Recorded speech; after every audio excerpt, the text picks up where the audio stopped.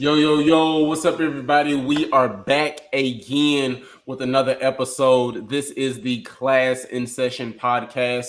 I am your host, Logan Taylor, my amazing co host, my partner in crime, my brother, Mr. Dontay Hampton. And we got a special guest for you all today. Dontay. Yes, we have Mr. Marcus Nix. He goes by Sankofa. I said that right? Yep, got it right, my Okay. brother. Okay. He was originally born from Louisiana, but his most of his upbringing was in Maryland. He holds a Master of Arts degree in African American Studies, which he got from Morgan State, which is HBCU. In case y'all didn't know that. His significant aspect of his research is basically in the field of education throughout Maryland and Howard County. So most of his recent work has been through K through 12, with basically throughout the whole region of Maryland. Um, and then he does a lot of collaborations with the Reginald F. Lewis Museum, which is the largest African American museum in Maryland. And he still, as well, is a consultant for K through 12, and that's what he's done. The majority of his work throughout the education system has been K through 12. Marcus, we excited for you to be on our podcast today. Can you just tell our audience a little bit about yourself, based on what I said, and just tell people, how did you even get into education? I know it can be crazy, and people have their own way of getting in. How did you tap into that? Sure. Well, first of all, let me just thank you to beloved brothers for the work that you're doing with this podcast and all the wonderful things, other things you're doing. I'm delighted and honored to be on this podcast. And you said a lot of things representing me, and so not too much more to add to that. As you said, I hail from the East Coast, Howard County, which is a suburb right outside of Baltimore City. I have been in the K through 12 educational space, public school system of Howard County, Maryland for over 12 years. And that's actually the same school system that I was a product of, grades 1 through all the way up into my high school years. So I went I was a part of the Howard County public school system as a youngster, as a little boy. And then as I got older, I returned and came back to my community. And so that to me is not a small thing. That's not anything, in my opinion, to belittle. But I think that's a huge thing. I got into education as a result of a multitude of experiences. I remember going through the Howard County public school system, grades 1 through 5. I never had a black teacher. Grades 1, 2, 3, 4, 5 were all white women teachers. And I'm sure y'all brothers know the demographic, the primary demographic who make up the educators and the teachers nationwide in the public school system are white females. And so when I got to 5th grade, there was a black male teacher named Ron Morris. And so my class, we had pods. And so we had our classes broken up into 4 section quadrants. And so he was never my teacher. I had a white teacher, but his class was right next to our class. So I could hear him when he was speaking. I could hear him when he was, giving instruction. I saw how he moved. He always dressed professionally. He was tall. He had a presence to himself. He kind of moved with confidence. He appeared to be charismatic. And other teachers and other parents seemed to respond to him in a unique way that was different than those white teachers. And so I always wondered, what would it be like to have him as my teacher? What would it be like to have him walk me to class? What would it be like to talk to him? Like, I had a dad and my parents was involved in my life, but I was always curious to know what it was like to have a black male teacher. And so I think that right there, as I reflect on it, wasn't the only thing, but it was a critical aspect of my development at an early age. I remember seeing the GT, the gifted and talented students, always having to leave the room, and it was all white students. And I attended a elementary school where it was very diverse. It was a mixture of a lot of different ethnic groups. nationalities, students from all different walks of life. But I always remember going to that portable, the GT, gifted and talented students who were those who didn't look like me, going off somewhere to get some kind of, I don't know, high level advanced instruction. I'm at the time, I didn't know what it was. It just seemed to be something special that was for a select group. But moving on, I remember going to college. I played basketball pretty competitively. And, on the basketball teams that I played, I was a point guard, and I was fortunate to be a student athlete. I got scholarships, but I noticed that some of the guys who were who were my black teammates, not all of which, but many, were playing basketball to make it out of their situation. It was always their meal ticket to make it out of their, out of a difficult circumstance at home, to make it out of their neighborhood. And the white guys on the team, they were on the team because it was leisure. They may have already knew what they was doing post college, So I kind of reflected on that and was like, why do some of my teammate counterparts feel as though that they have to dribble a basketball to be successful? Why is their trajectory and scope so narrow to think, okay, I got to have some hot rhymes, I got to have bars, or I got to play football or be in entertainment to be successful, and not knocking that. But I saw a limited scope in terms of the range of opportunity that a lot of my counterparts thought they, that determined how they moved futuristically and what they saw. And then I also remember having an uncle who's an ancestor now named Harold Bennett, rest in peace. But he put me on to a lot of books, a lot of literature. I read the autobiography of Malcolm X in college. I read, Nile Valley Contribution to Civilization, which I have here, which was really instrumental in my development. Shout out to a historian, Egyptologist, scholar Anthony Browder, and I read a myriad of other books. So I'm saying all this to say it wasn't just one experience, but as I look back, my parents were also strong advocates of education. They didn't have the educational opportunities that they wanted to have, but they tried to make sure with me, their one and only son, no brothers and no sisters, it's just me, myself, and I, that I was going to get that education that they never had a chance to get.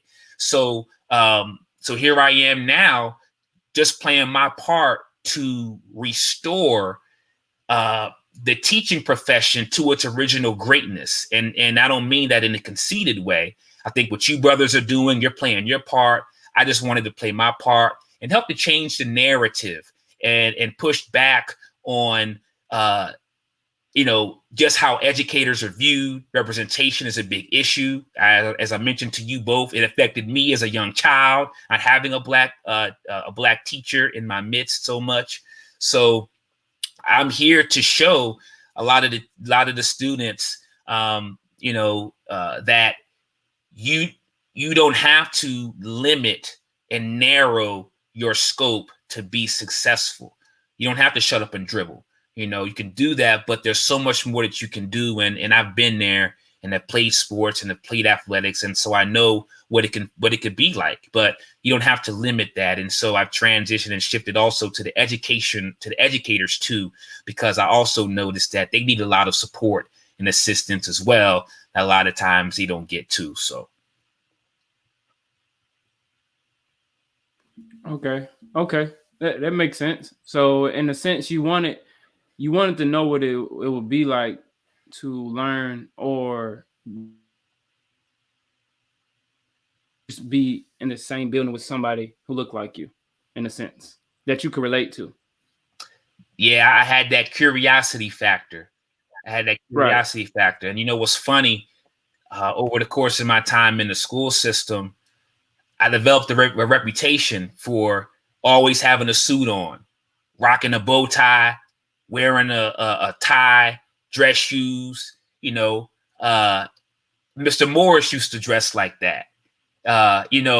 So we don't always think about it, but we would probably be surprised with just how much stuff has an imprint on us and affects us down the line with the experiences and things that we undergo. So yes, I was curious to know what it was like. I remember one time I was in class brushing my hair. I don't have too much up top right now, but I used to, try to have the waves and the fade. I was in class brushing my hair, and this white girl, her name was Samantha. She says, "What are you brushing your hair for? Like, you got lumps? What are those lumps in your hair?" She didn't know they were waves. She called them lumps. So I remember a little bit later in the day, we were walking to related arts. I think my teacher was walking our class to gym or music, and we passed Mr. Morris's class. So I lean over and see Mr. Morris. "Hey, Mr. Morris, you see my cut? You see my waves? You see my kicks? You see my shoes?" That was just my way of trying to be seen. That was my way of trying to be acknowledged, trying to be heard, trying to get some type of engagement from him. And a lot of our Black boys, and y'all know this, a lot of our Black boys are in spaces, K through 12 and beyond. They don't feel seen. They don't feel heard. They don't feel listened to. They don't feel acknowledged, and so I can relate to that being a Black male as well. Awesome. Well, let me ask you this. What do you think? What is one of your biggest struggle?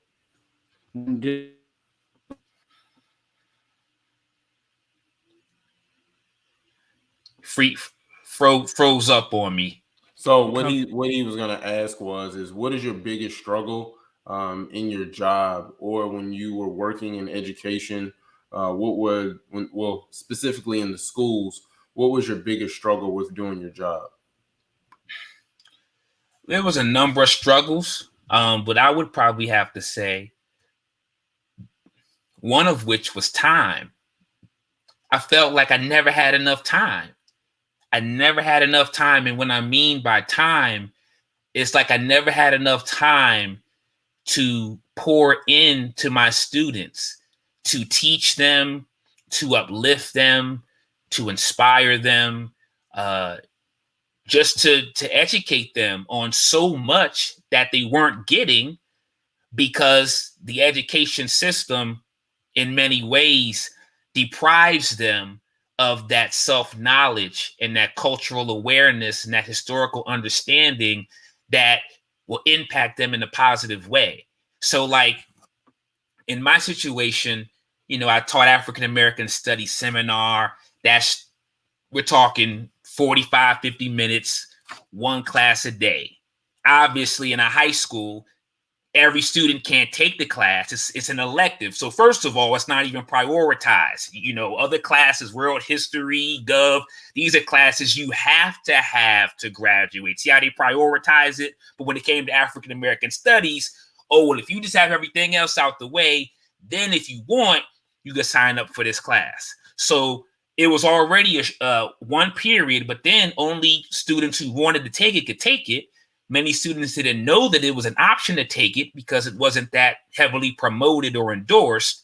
And then I tried to do stuff like have after school lecture series and have after school programs and have affinity groups and try to do all of that stuff. But I'm competing with students who are cheerleaders, students who play sports, students doing driver's ed. I'm competing with students who work jobs, students that got to go and pick up their little siblings from school, students that's got to go home and do whatever. So for me, I can go down the list and tell you the challenges, but I would have to say, number one, it's the rift and the challenge from being able to have enough time. Carter G. Woodson, the father of Black History Month, speaks to this delayed potential and how he speaks about how, for Black people, historically up to present, we have to learn our history later on down the line. So it's always catch up. So here I am, and I'm not an isolated case. Many Black teachers, especially, here we are trying to make up for lost time on the hamster wheel, but the structural constraints systemically just make it too difficult and make it too hard And then when you get students that do take the class, it's like, okay, are you really trying to get this information? Are you really trying to be transformed by it? Or are you just trying to pass the class? So there's a whole lot of different things that come with that, but the system is a system. Okay. I see. I'm picking up what you laying down, Marcus. I like that. I like it. I like it a lot. What is a common myth about your job, or field of expertise? Because I know, of course, your heart is African American studies and being a historian and history and things of that nature. So, for me, I understand what that entails and what comes with that. But for the people that don't know, or our listeners, what's a common myth that you when you first started out, you were just like you can't be serious, or you can't be that naive to think that this is the way history was told, or this is the way that history was made, and things of that nature.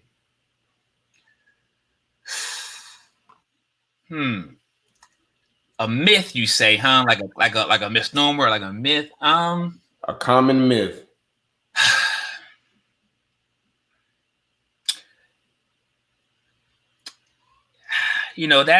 That's not an easy question to answer. There will be those that will mention pay, of course. There will be those that say it's a thankless profession, of course. There will be those that talk about how certain things are not being taught. I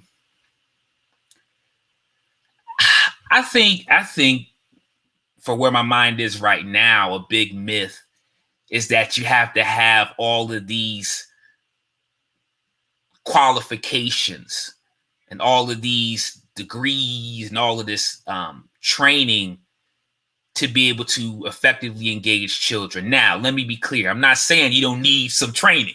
Right. Absolutely. No, not at all. No, not at all. I get it. We need education. But I think we place the value in the wrong things. So first of all, I'll say this. When you are passionate and doing what you love, I don't care what profession you're in, rarely will you make what you feel like you deserve. Now, yes, in the education scope, there is room for improvement, especially, from my experience, seeing the Black oriented programs or the programs geared towards, DEI. Why do those programs get the less amount of funding compared to other programs? So yes, there are monetary disparities for sure. So I get teachers when they say, the pay could be better. But for me, there's a lot of emphasis in certification, credits that you took, a lot of emphasis on the praxis tests and the standardized tests. And I realize that stuff is overblown. And what is lacking is some education on the history of the teaching profession. What is lacking to me are ways to show educators how to build authentic, healthy relationships with students. And so that's another reason, to answer your first question, why I decided to establish a business, because I see in many ways helping to supplement and support what it is that educators do not come in with. So I could have on my wall a PhD or a master's from such and such college or university. That's cool.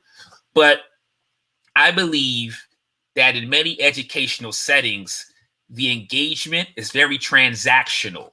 It's very business oriented.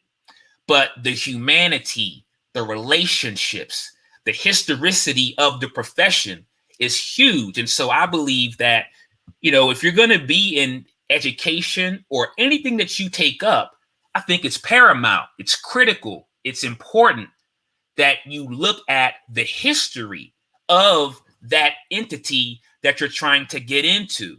And I think during this particular time, when we look at the landscape of education, when we look at all of this talk around banned books, anti-racism, Black Lives Matter, when we look at critical race theory, so on and so forth, the historian had in me says, well, let's take a long look historically.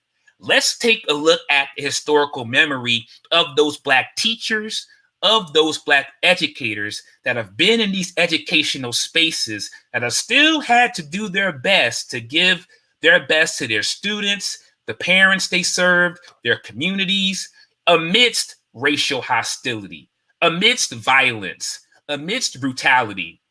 I'm talking about years ago where there were anti-literacy laws. I'm talking about years ago where there were segregated color schools and there was no heat.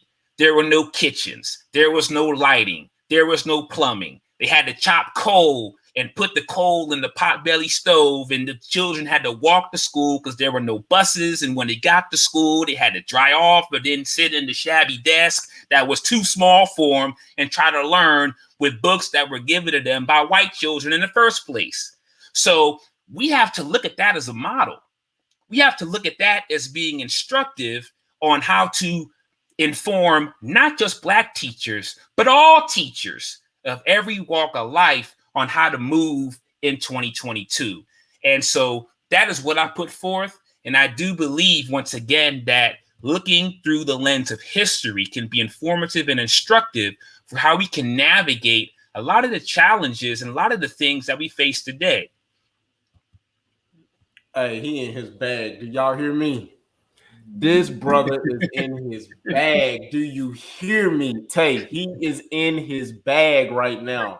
Oh man, I love it. Hey, Lo, how long? You said historian? That's what is that what you said? Historian, yes. I'm gonna have to add that. I like the way he used it. I'm gonna add that to my vocabulary right there. Historian. I'm gonna add that. Historian. Appreciate that. Yeah. Oh, bro, that's big. I love that. It's funny that, you know, when you look back, it tells a story to why we are in the position that we're in now. Absolutely. Absolutely. When you look back over the time, like I can remember, you know, I sit with my grandmother. I'm a caregiver for my grandmother. Okay. And I remember sitting with her and just talking to her about education, right? Like those different things and those different variables that she had to experience during education, right? Like, you know, like walking to school, like you said, heating up, putting coal in the oven, heating it up so you could be warm, just to be able to have enough heat to be able to walk to school. And she had to walk miles. No doubt. Right. Like, you know, sitting, not having the access to be able to sit in front of the classroom. Yeah, no doubt. Right? Yeah, and so the thing is, like, okay, we look at 2022, or let's take 2020 to 2022. A whole lot has been going on. It's been the political scene has been crazy. Police brutality, police violence, killings and murders. Black Lives Matter has been themed, the largest movement in history. We could go to teacher dropout or the teacher resignations. Now, you know, that's a big thing of today, even though historically teacher shortages have always been significant when it came to the Black community. Just look at what happened after Brown versus Board of Education.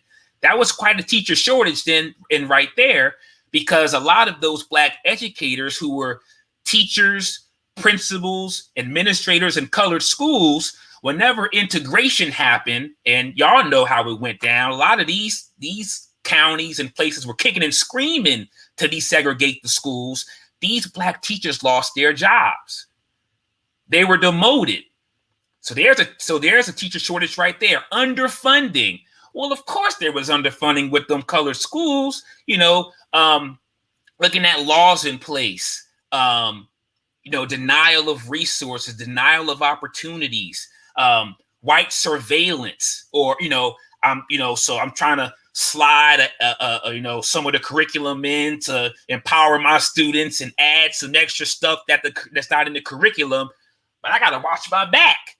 I gotta be careful, because if I get too strong, if I get too Black, I might be out of here. So these, once again, are not new situations. Banned books, come on. We were denied. It was legally laws in place to keep us from having books, abolitionist literature, pamphlets, brochures. We better not have a speller up on our hat or a Bible up under our arm and be caught with that. Our fingers could get chopped off. We could get hung. We could get whipped. We could even be killed. So once again, how can we not look at the past? And it doesn't mean we stay in the past and we live in the past, but we can use the past as a reference point as we move forward. And that is what Sankofa means. So my name, Sankofa, that means we look to the future, but we have to also remember our past, connect with our roots, and never forget it. So definitely. I love that. I love that. Oh man, I love that. Let me ask you, what is one piece of advice you would give someone that is starting out in your career? Specifically, so this is a 2-point question. So, with you being a historian as well as with you working in the education space, what is one piece of advice you would give from both ends of that spectrum? Well, one of the things that I did that I think served me well, that I think helped me a whole lot before I full-fledged went into the school system back in 2010.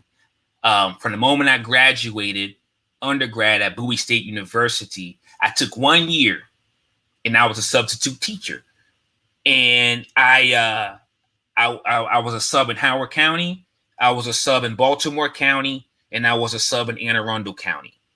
All 3 counties nearby in Maryland, but different racial demographics, class dynamics were different social dynamics. So I had a chance to kind of see the educational landscape in different ways, which broadened my scope. I think advice that I would also give would be to study history. And I can't get away from that. Like that would be another point that I would emphasize. And there's a lot of work, that I've come across, and I'll mention some if y'all don't mind, like this right here, Black Teachers on Teaching, Michelle Foster. That's a critical book that speaks to Black teachers, during Jim Crow and what they had to go through. Carter G. Woodson's Fugitive Pedagogy, Carter G. Woodson and the Art of Black Teaching by Jarvis Givens is a good book I would suggest. Your Highest Potential, Vanessa Siddle Walker, looking at the history of Black education and seeing, what were some of those ways that they taught their children, not just content, but pedagogically, through storytelling, through music, through taking their minimal resources and maximizing that to still provide a quality educational experience for those children. So I would say learning history is important. Learning about different type of educational systems would be good. And then I would also say being able to manage your own mental health and well-being. I think that's something that I would also say is critical. And what I mean by that, a lot of the workshops that I give, a lot of the webinars I give, a lot of the trainings and the PDs I give, I don't even deal with the children. I deal with them, but I really deal with the teachers. How can, I suggest to them and I urge them to really think, like, if they're not managing their own mental health and their wellness, then what are they going to give to their students? And that's really hard for a lot of teachers. That's really hard because if I focus on my student, if I focus on, my parents, and, my priorities are intact, but then they neglect themselves, then they burn out, then they're exhausted, then they're taxed, and then they're drowning. So I try to really help them to understand what it means by emotional intelligence. I help them to try to understand how to self-soothe and how to come up with some practical tips for self-care within the structure of the day and within the structure of the school system. So these are the things that I believe are really monumental and what make a difference. For me, I had to learn how to meditate. For me, that busy, noisy environment and space that I was in, students always leaning on me, knocking on my office door, needing help, I had to meditate and center myself and ground myself and learn some techniques and some strategies on how to breathe and settle myself and chill out. And in doing that, I was modeling for my students how to do the same. There was one of my female students who said to me, she said, Mr. Nix, I feel like the moment I come into the building to the moment I leave, I always got to be on. I always got to be on. I go from first period, second period, third, fourth, fifth, sixth. I'm playing student. I'm in student mode. I'm always on. I got to always be on point. I got to always be on. But, we talked and I tried to, and support my students and helping them know how to be able to give themselves space to take breaks, give themselves permission and room to take breaks. One of the things I started was a program called Breathing Right, where for a few minutes between classes, they could just sit. They could meditate. They could close their eyes if they were comfortable. They could do some deep breathing. Some students wanted to draw. Some wanted to color. Some wanted to read. Some put their head down. But for a lot of students who maybe home is chaotic and hectic, school is always something going on. Everywhere they look, it's a busy schedule. I got practice after school. If these are the things educators also, I believe, should be imparting to students, not just the X's and O's of the content.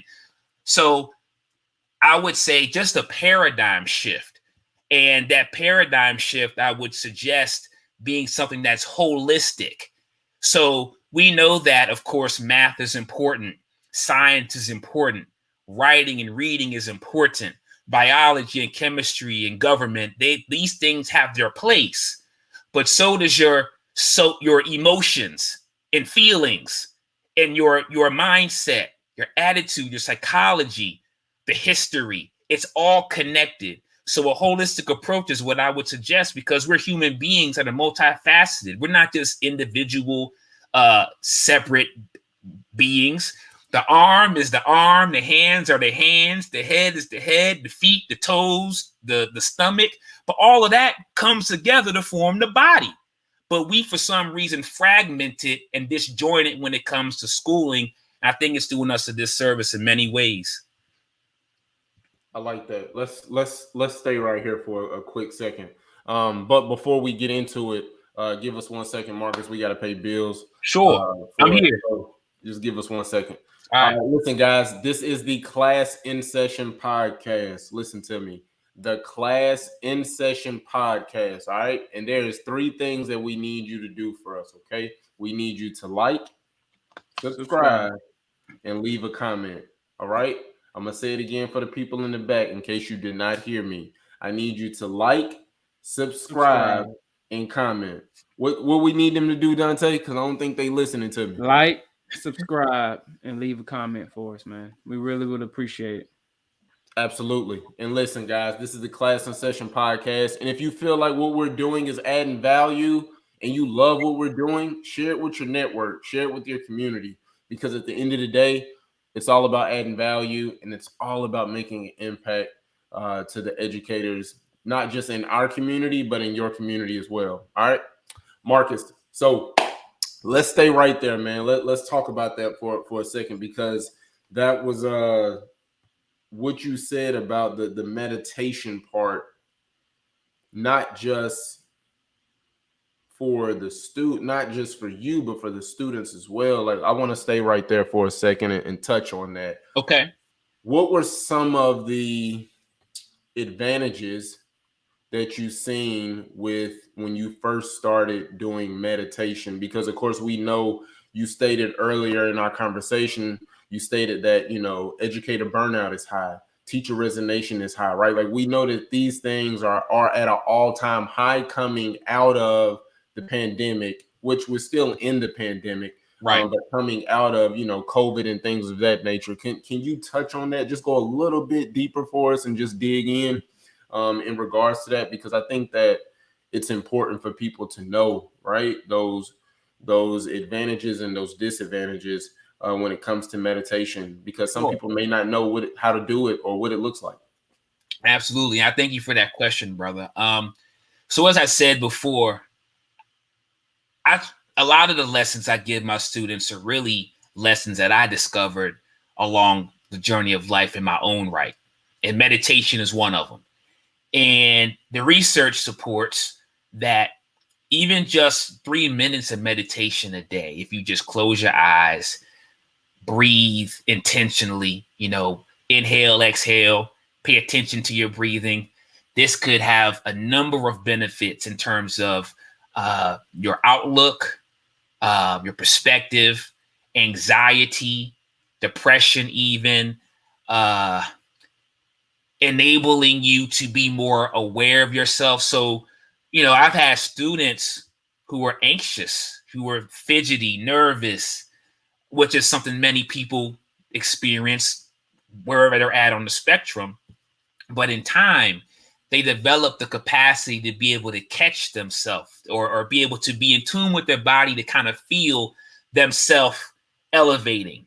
Some students, had some anger challenges, but they were able to get to the point where before they said something that they were going to regret, or before they did something that they wasn't going to be too proud of, they could catch themselves in the moment. So meditation, from my research and from my study, is really the capacity to be able to be more mindful and aware and be more present. A lot of times, even in class, students may miss a lot of what the teacher says because they're not present. Now part of the issue is because they're looking at the clock. They didn't get no sleep last night. They got the cell phone right here. And so there's a lot of stimulation, even going from virtual online learning to back in person. Students, it was crazy. Too much stimulation. They couldn't think. It was too much. So being able to bring it back down and being mindful, being in the moment, not thinking about the next class or after school or thinking about what your mama said this morning before you came to school, but being present. That right there was something that a lot of students needed. Now, that looks different for different students. So some students may not be to sit down tight. They got to move. That's cool. And what I would say is there has to be flexibility. So what I said to y'all a few minutes ago, like when we were doing breathing right, some students needed to journal and they wrote their feelings and emotions down. Some students, they would write rhymes and lyrics. That's cool. Some students would color. Some students they needed to kind of stretch, right? And they needed to kind of, work out some stuff in their body, because on a deeper level, our bodies are conduits of energy. Our bodies are conduits of our experiences. Our bodies store stress. Our bodies store trauma. When what I discovered working especially with a lot of our Black and brown students, there's a huge amount of trauma that they are having to shoulder and carry into the classroom and into the educational space with them. They even did a study, y'all may be familiar with it. It's called Stereotype Threat. Long story short, they took students and they divided them up. They gave them a standardized test. One group had to check off what race they identified with. Another group didn't. And they discovered that the group that had to check off the race they identified with had significantly lower scores, because it had nothing to do with their intellectual capability, but it had to do with the stigma of just being deemed a Black person. And even though all of those students didn't view that as a negative, what the study did show and reinforce was that there is historical memory and narratives that still show up to this day that give students, especially Black students, more performance anxiety, feeling as though they have to overprove themselves, feeling as though they have to overcompensate because of the historic narratives. I'm inferior, I'm stupid, I'm dumb, I'm ghetto, I'm ratchet. These things still showing up. And so mindfulness, I tell students, mindfulness is not just when you sit and close your eyes. That's the easy part. Mindfulness comes in when your girlfriend says something to you that you don't want to hear? How you going to deal with that in relationships, young black man? Mindfulness comes when the coach gets in your stuff and you want to slap them. Mindfulness comes when your parents say something you don't want to listen to. So mindfulness is, what I try to urge students is to carry that with them throughout the day. Of course, nobody's perfect. We're going to mess up and make mistakes. But through that, it's been a significant tool to be able to help students and adults be more present and be more aware and mindful of themselves. And adults, oh man, they've benefited from it too. Words that they say and terms that they use. And once again, in so many educational spaces, it's so busy, it's so fast paced. And so, but there's some things that we can control and things that we can do to be able to slow it down and to bring it back and to ground ourselves. It's a great tool to have, and it's something that I believe is worth having.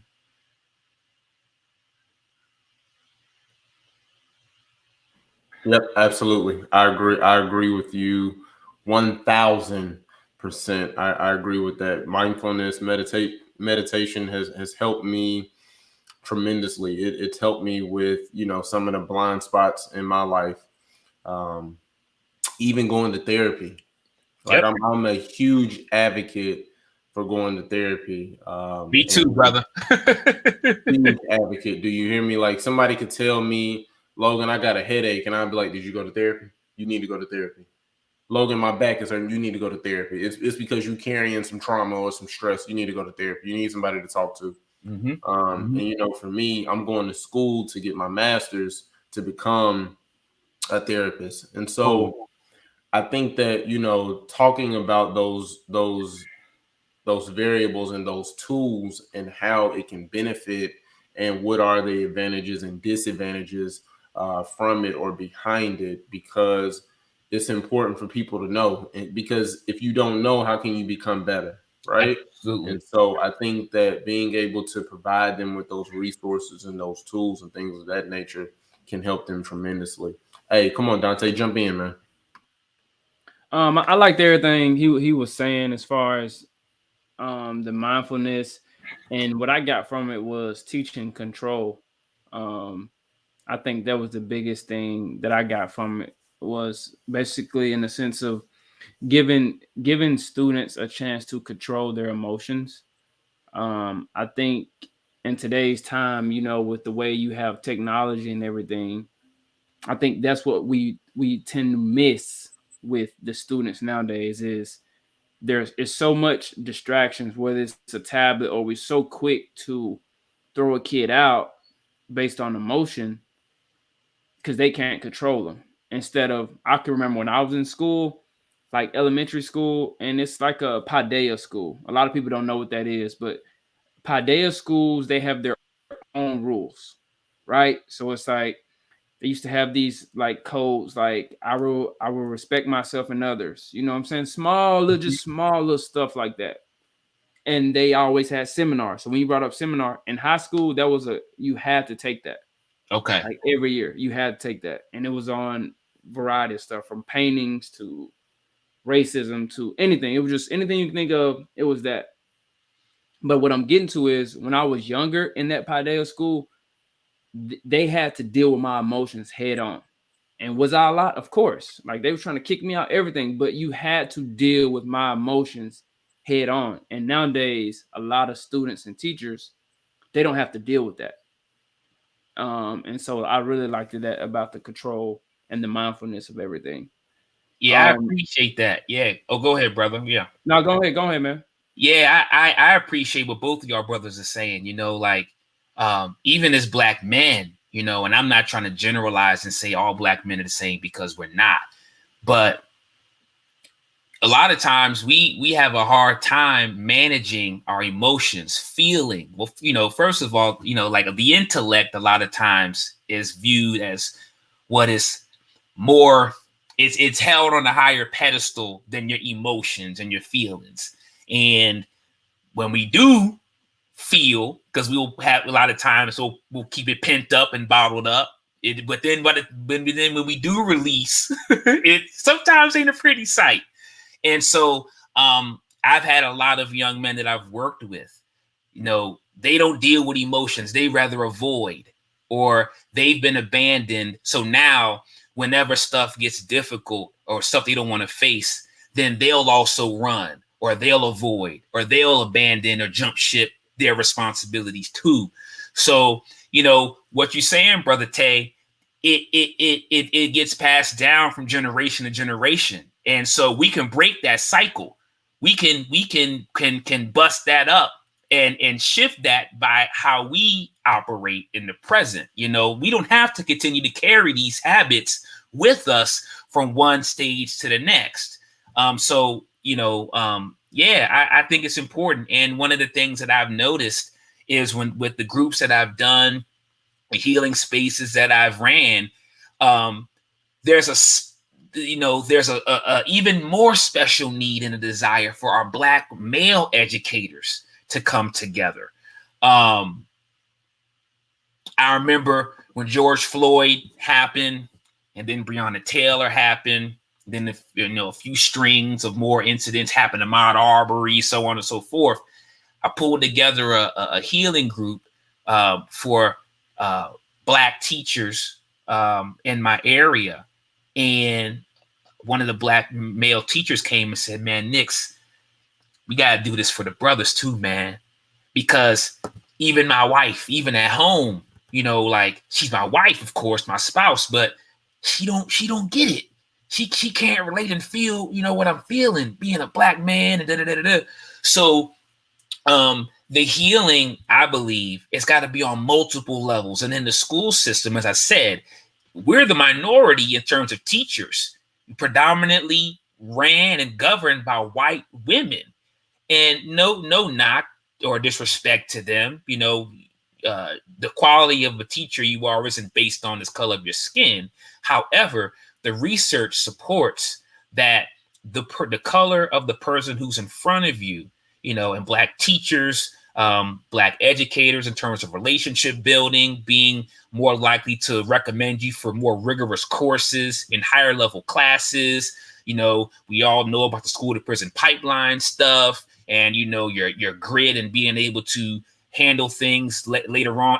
It's too much data that supports the benefit and the need to have Black teachers be in front of students. The only thing that I would just suggest, and this sometimes isn't always popular, but I'll say it anyway. One of the things that I would just urge us to remember and keep in mind is that just because we may be Black teachers working with, say, Black children or Black students, let's keep the standard where it needs to be.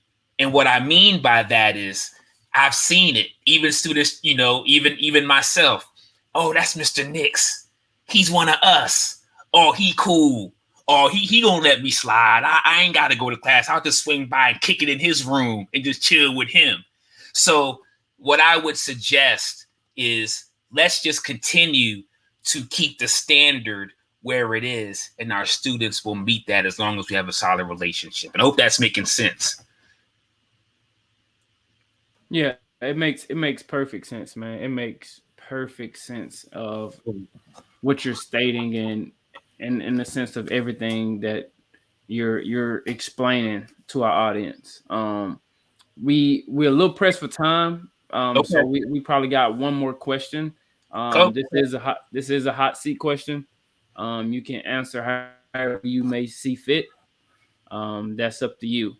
But with teacher burnout and the amount of lack of resources teachers can have, and them having to pay out of pocket for resources as well at times for the classroom or whatever that may be, is there a value or a number that teachers should make throughout the country? A value or a number in terms of salary? Yes, correct. So is there a number or a salary that you think teachers should make based on what is going on right now? And we ask every single person who even comes on this podcast, so it's no wrong answer. Sure. And and Logan will say what he has to say about it, and I'll say what I have to say about it, and it'll be redundant for us, for people who actually listen to us. They already know where we stand. So Right. for I think you, yeah. so you let us know what you think and shoot the shot. Go ahead. Man, that's a really hard question to answer. Reason being is because, you know, there's many different people with different positions and different roles, right? So like you got administrators and principals who are in their lane, and then you got teachers, para educators, or teachers assistants, and so man,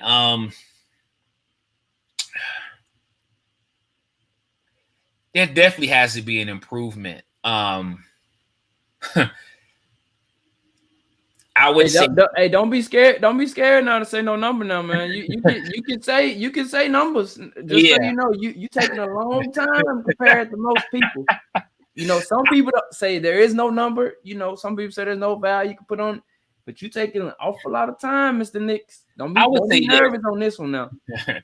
I would say this, brothers. I would say to start 6 figures.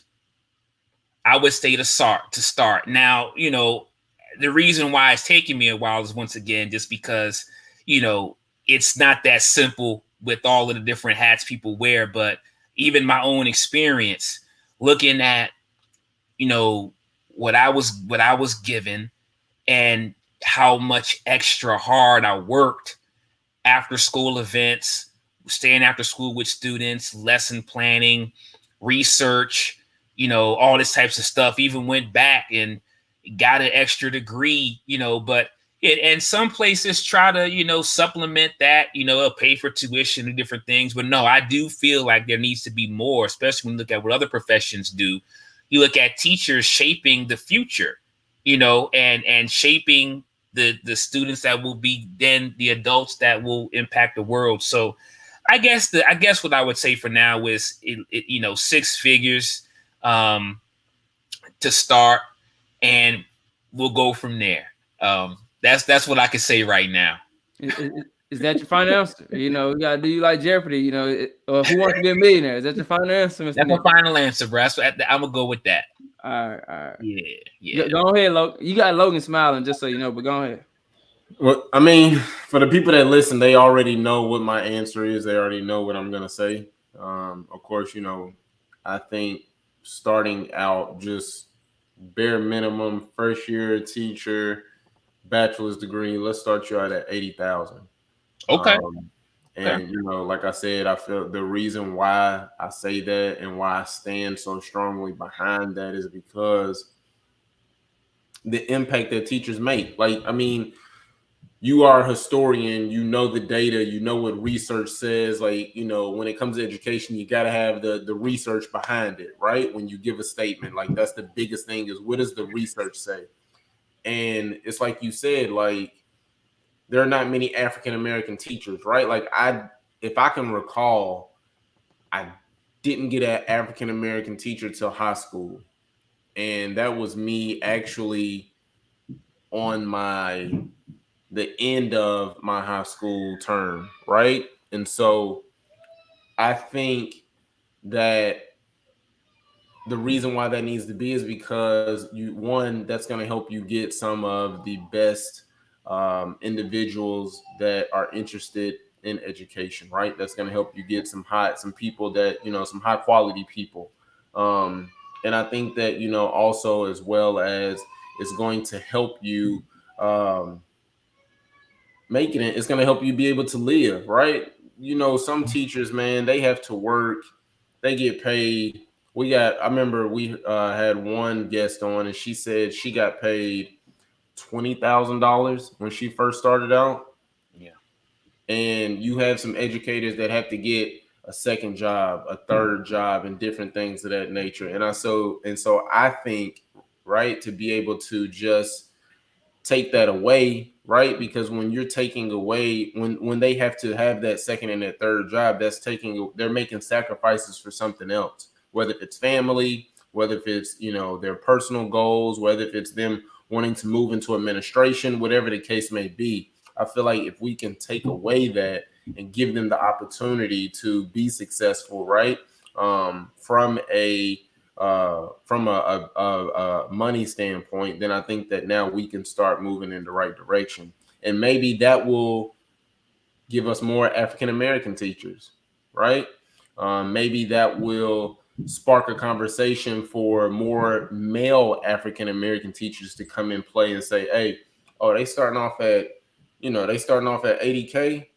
They top you off at maybe like 500,000 or something. I don't know. Just you know what I'm saying. I'm just throwing a number out there, but Yep. like Yep. I feel like that could be the start of a conversation, and that's why I feel so strongly about it because when you see people that look like you like, oh, okay, I could do that, right? Like you saw the teacher with Mr. Morris, am I correct?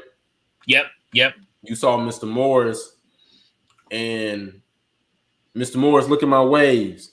Mr. Morris, look at my dress shoes. Mr. Morris, look at my threads that I got on, right? Because you wanted validation from him. And when he gave it to you, you felt like, oh man, I could conquer the world. Yeah. Definitely. Definitely. You know, and that's I mean, I'm with everything you're saying, brother. And with those strains, the not being compensated for what you're worth, everything else on top of that only exacerbates and makes it worse. So when you also got the lack of support from administration, you know, COVID, you know, is a huge collective trauma which people are trying to navigate. You know, you saw educators working twice as hard, still getting paid the same, but working twice as hard to try to adjust to the changing educational landscape. That's a lot. Um, you know, I had an educator tell me the other day, you know, her and her family was trying to get a house and make some family moves, and it was kind of difficult just because, you know, what she was making and their situation, and it might not be so difficult, brother Logan, if there was more coming in. And I think that what happens too is, like, you know, a lot of educators begin to get discouraged with all of that. And then how can students then want to go into the field we're if we have a negative view on the whole profession? And I think we got to change that stigma too. I'll go to the grocery store or be out and about, and somebody asks what I do, and I say I'm a teacher. First thing out their mouth, oh, I couldn't do that. They don't pay me. They don't pay enough. They couldn't pay me enough to deal with them bad children. That's the first thing they say. So that's real. You know, you got, you know, shoot, inflation is a real thing. Absolutely. Come on, Dante, give your insight.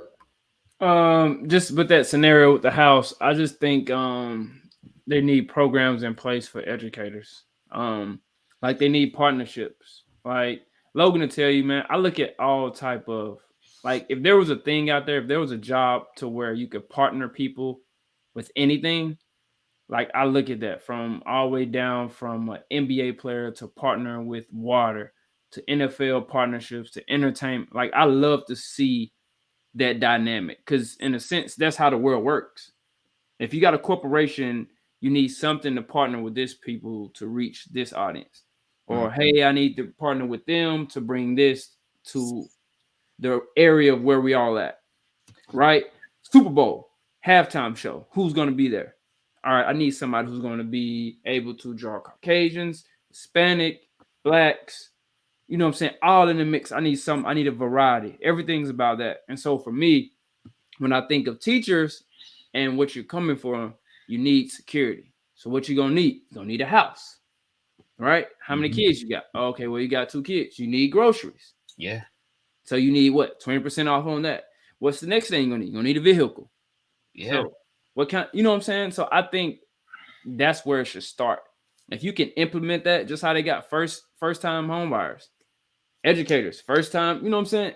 That way, if it doesn't work out, those you still will have some kind of asset. I can sell my home to do whatever, you know, and I'll at least have some transportation. Because I think that's where it starts. Starts at is you won't be able to leave everything that you're doing at the school. So many teachers like, hey, I had to grade more papers, or I can't, you know what I'm saying? I can't separate the two. Well, if you have a decent home, I guarantee you're going to be okay with separating school and life at home. If I have transportation as soon as I'm coming home, it's a little bit better than me driving this old car, right? Or hey, I have a decent car, saying it's Bluetooth or whatever. It makes it a little bit easier for me. So I just think if you have some of those stuff in place, it lowers those constraints. And in a sense, like I tell Logan, it's a talent pool. Everything's a talent pool. No matter what kind of job it is, there's a talent pool. The reason why Google is able to hire the top engineers, or they can push this out, hey, we're going to pay you 100K, because Google has built their name up so much that who wouldn't want to go work for Google? If that fits me, who wouldn't? So it's like, if education is the lowest, if education is, you mean to tell me that's the least likable job, or stereotypes to where they don't pay enough? I guarantee you, if you bump that salary up and you say, hey, we're doing this, you have all kind of people to choose from. Black, white, Hispanic. You have scientists. Like on our last episode, we had someone who's literally she was a scientist. Went to HBCU and everything. Went from California all the way to South Carolina. Now she's in Tennessee. And she literally was a scientist and became a teacher, went viral. She's an excellent math teacher. Now she's a first-year assistant principal. Wow, that's cool. That's cool. You know what I'm saying? So, you know what I'm saying? Just imagine what the pay would be like if, for her, let's say if the pay was even already there, equivalent to that scientist, she probably would have never even been a scientist. She would have just went straight into education. Yeah, definitely so. You missing, you know what I'm saying? You missing out on what, 5-6 years of her life? You would have had her young. And then people, like, even in politics and stuff, nobody wants to hire the younger generation. Like me and my buddy call it the middle child. Like, I coach basketball, high school basketball, and we're like the youngest coaches in our city in Chattanooga, Tennessee, right? Youngest staff. But I can say this on this podcast, I give a little sauce. The thing that people don't understand is, when you're a middle child, I can relate to young kids. I can relate to your parents because I went to school with your parents. But also, I can relate to your grandparents. Guess what? They taught me. And if I needed to, I could go out there and actually show it to you. I like that perspective, bro. I like that. So it's like, you need both. Just why in politics, every time you think about it, every time they write a law or they try and bring up something like a commandment or something, is there's no middle child in politics. You mean to tell me you can't do anything till you're almost 40? Right? Like, you know what I'm saying? Like, you mean to tell me it's not a 25-year-old out there that you maybe can at least bring up, hey, all right, you a 25-year-old politician, or you work with this group right here. You know what I'm saying? You've been studying politics for I don't know how long. You have to have something that can correlate to 25-year-olds. But instead, we're going to make a law on something that, hey, I have no idea about. I'm 65, I'm 55, and it's going to affect the whole world. No, you need balance. That makes a lot of sense, bro. That makes a lot of sense. That's just the way I look at it. But yeah, it is what it is. Yeah. All right, wonderful. All right. So Marcus, can you let people, before we get out of here, can you let people know how they can get in contact with you? Give them your contact information or how they can reach out to you. Of course, to bring you in, use your services, or if they just need some resources and different things of that nature. You mind doing that? Absolutely. So my name is Marcus Sankofa-Nix. I am the owner, founder, and head consultant for History Heals Consulting. You can go to our website and check out all of our services, our resources. We have a blog there if you want to just donate and support the cause and support what it is that we're doing, so we can continue to support the mental health and wellness of educators and those in professional spaces. Feel free to do so. You can go to our website, historyhealsconsulting.com, or you can send me an email. That's info@historyhealsconsulting.com. You can be able to set up a consultation with me if you send me an email. So those are the two primary ways. But then also I'm on Instagram. at History Heals on LinkedIn.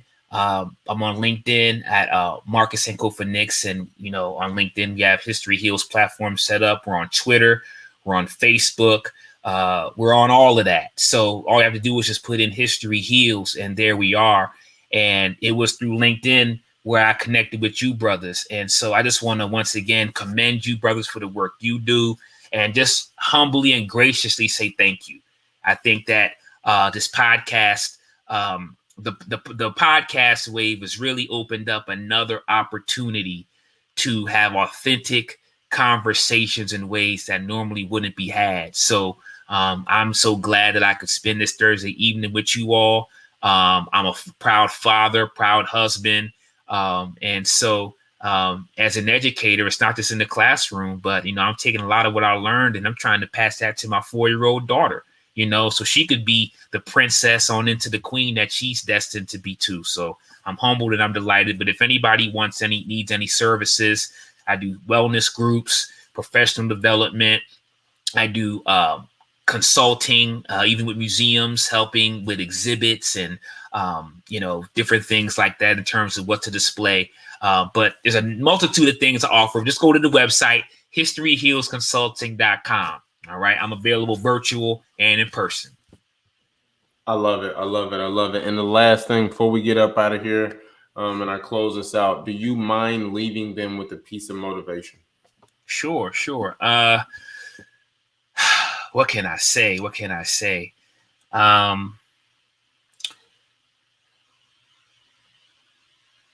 Balance. I think that out of all the things that I can say or that we talked about, I think balance is important. And the reason why I say balance, I'm always stressing this to teachers and educators and those in educational spaces. The more we can be able to be balanced in our thinking, the emotions, and the psychological factors of things, the more we can be able to make self-care a norm, normalize self-care, being able to do what we need to do to recharge and restore ourselves, the better off we'll be. So when it comes to family, our livelihood, and our work, when it comes to ourself, all the things that we're doing, let's not forget the importance of balance. And I believe what is in the spirit of balance is that which is sustainable. So seek balance, and I think everything else will fall in place. Wonderful, wonderful, wonderful, wonderful. Marcus Sankofa-Nix, ladies and gentlemen, Marcus Sankofa-Nix. Please make sure you all get in contact with him. Before we get out of here, listen, let me give you your flowers, Marcus, and say thank you for answering the calling. Thank you for being who you are. We value you, we appreciate you, and we see you. And I know it's not easy. I know it's been, I know you have experienced some trials and some tribulations. And so I just want to pour back into you on our end and say thank you, thank you, thank you for this opportunity and allowing us to interview you.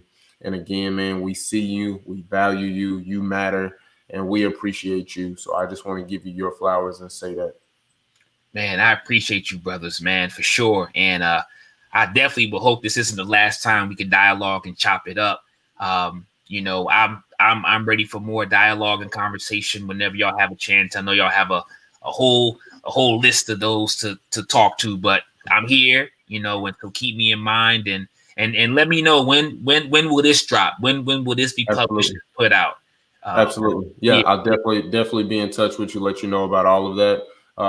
But listen, guys, before we get out of here, man, listen, this is the Class in Session podcast. All right.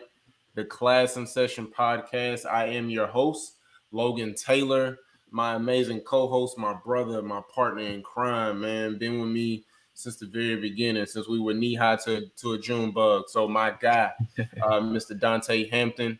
And listen, man, we need you to like, subscribe, and comment. All right.